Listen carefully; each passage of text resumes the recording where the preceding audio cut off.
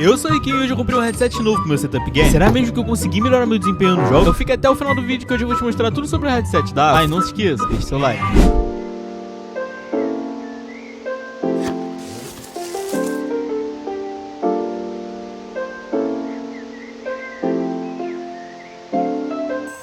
O headset veio com vários acessórios na caixa, né? Vou abrir um por um aqui com vocês. E eu vou começar com esse maior aqui, que provavelmente deve ser o cabo tipo C. E lembrando, ele é um headset sem fio, então a gente vai utilizar esse cabo aqui pra fazer o carregamento. Deu pra ver que realmente teve um capricho, né, na hora de fazer o cabo, então com certeza ele vai ter uma durabilidade muito boa. E agora vamos pra essa próxima embalagem aqui, que, cara, tá parecendo ser um microfone.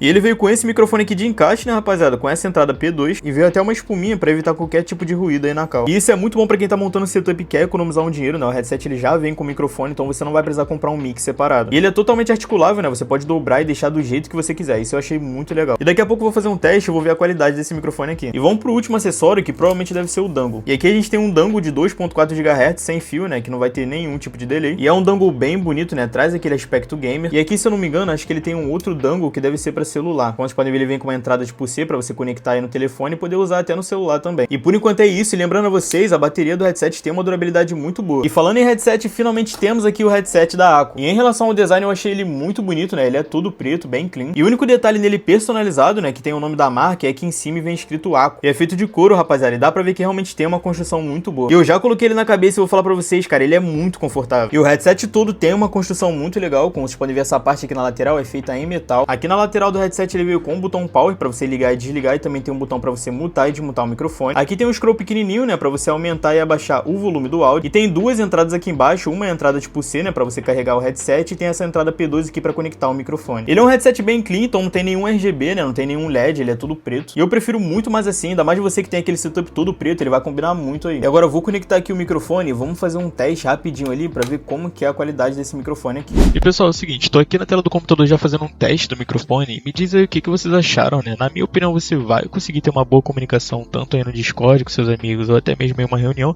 Lembrando, ele é um headset custo-benefício, né? Então, mesmo barato, ele vai conseguir te entregar uma boa experiência.